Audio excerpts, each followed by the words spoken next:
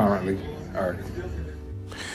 It was March 23rd in the year 1839 that the initials OK are first published in the Boston Morning Post, meant as an abbreviation for OLLKRRECT, all correct, a popular slang spelling of ALLCORECT, all correct. At the time, OK steadily made its way into the American everyday speech. During the late 1830s, it was a favorite practice among younger educated circles to misspell words intentionally, then abbreviate them and use them as slang when talking to one another. Just as teenagers today have their own slang based on distortions of common words, such as cool, Kewl for cool, COOL, or DZ for these. The in crowd of the 1830s had a whole host of slang terms they abbreviated. Popular abbreviations included KY for no use, with the Y standing for the spell of use, YUSE, or KG for no go, or even OW for alright. Of all the abbreviations used during that time, OK was propelled into the limelight when it was printed in the Boston Morning Post as a part of a joke. Its popularity exploded when it was picked up by the contemporary politicians. When the incumbent president, Martin Van Buren, our nation's 8th president, was up for re-election, his Democratic supporters organized a band of thugs to influence voters.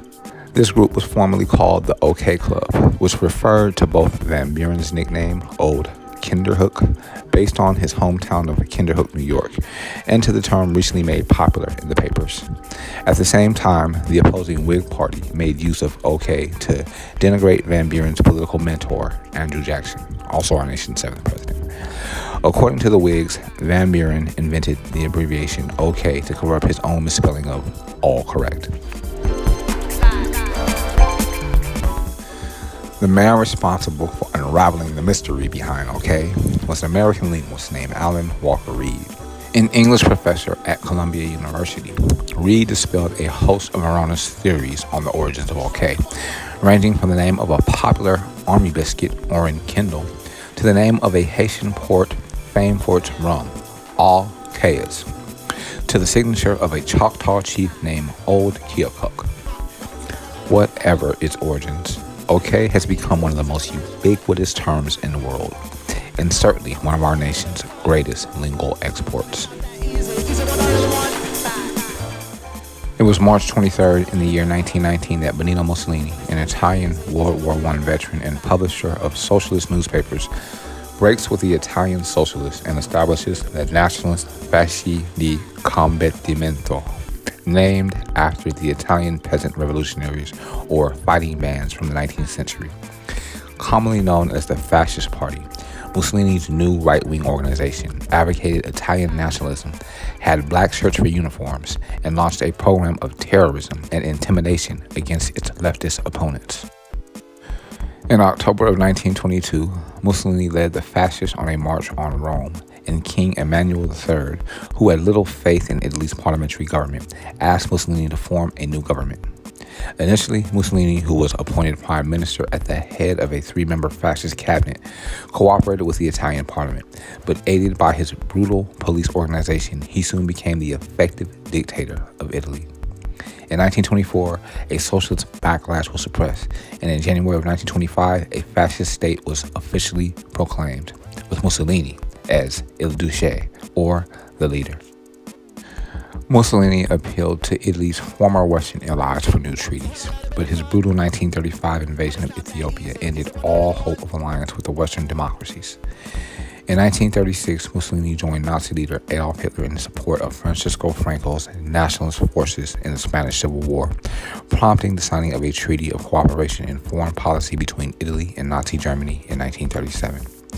Although Adolf Hitler's Nazi revolution was modeled after the rise of Mussolini and the Italian Fascist Party, Fascist Italy and Il Duce proved overwhelmingly the weaker partner in the Berlin-Rome axis during World War II.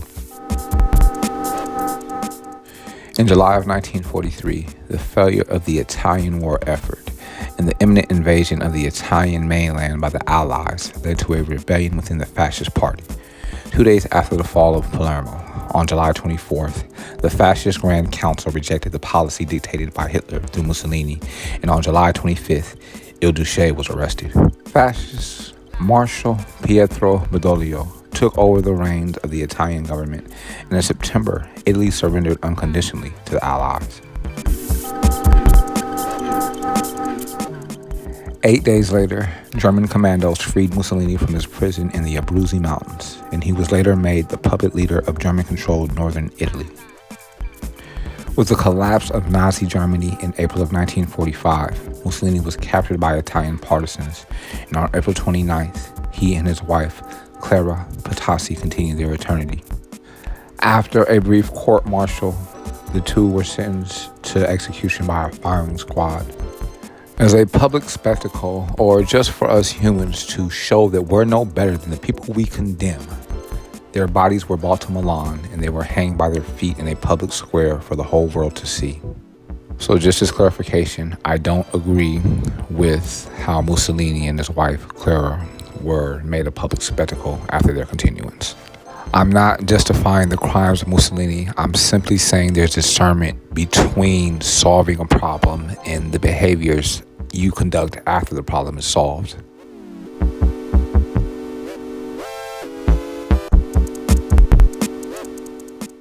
It was on March 23rd in 2011 that actress Elizabeth Taylor, who appeared in more than 50 films, won 2 Academy Awards, and was synonymous with Hollywood glamour, continues her eternity of complications of congestive heart failure at a Los Angeles hospital at the age of 79.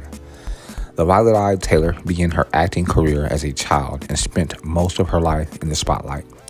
Known for her striking beauty, she was married 8 times and later in life became a prominent HIV/AIDS activist.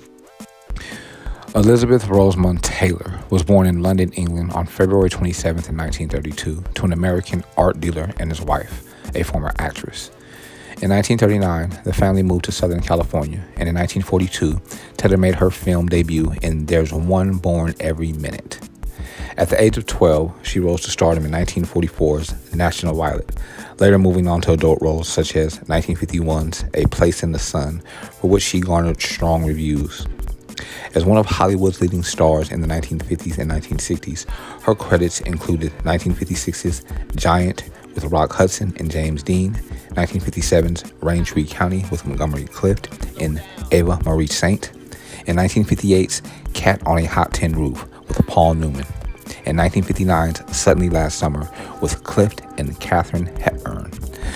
The latter 3 films each garnered Taylor Oscar nominations before she took home Best Actress honors for 1960's Butterfield 8 with Lawrence Harvey and Eddie Fisher, and 1966's Who's Afraid of Virginia Woolf with Richard Burton. Off-screen, Taylor's colorful personal life generated numerous headlines. In 1950, the 18-year-old actress married hotel heir Conrad Hilton. The union lasted less than 1 year, and in 1952, she wedded British actor Michael Wilding. The couple had 2 sons before divorcing in 1957. That same year, Taylor wed producer Mike Todd, with whom she had a daughter. A little over a year later, Todd continued his eternity in a plane crash. In 1959, Taylor married singer Eddie Fisher, who left his wife Debbie Reynolds for Taylor. The union ended in 1964. Days after her divorce from Fisher was finalized, Taylor wed Welsh actor Richard Burton, with whom she co-starred in 1963's Cleopatra. Playing that film's title role, Taylor became Hollywood's highest-paid actress at the time. The public was fascinated by Elizabeth Taylor and Burton's lavish lifestyle and tumultuous relationship. Among his gifts to her was a 69-carat diamond. The couple, who adopted a daughter, divorced in 1974, remarried the following year and divorced again in 1976. Taylor later called Mike Todd and Burton, who continued his eternity in 1984, the great loves of her life. 1976, Elizabeth Taylor wed Virginia politician John Warner, who went on to become a U.S. Senator. The pair divorced in 1982. In the 1980s, Taylor, who battled addictions to alcohol, drugs, and overeating, spent time at the Betty Ford Center. In 1991, she married construction worker Larry Fortensky, whom she met at the treatment center. After a wedding ceremony at entertainer Michael Jackson's Neverland Valley Ranch in California, the couple divorced 5 years later.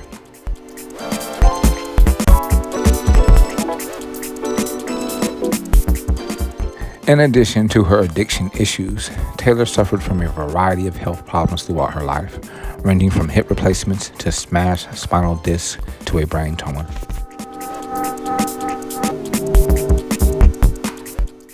In addition to her film career, her last silver screen appearance was a cameo in 1994's The Flintstones.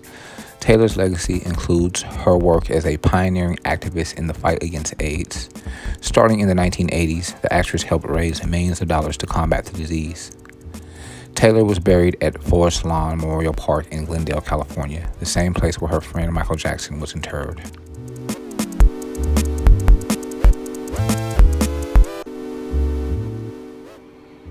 The information documented on this audio file can be verified on history.com.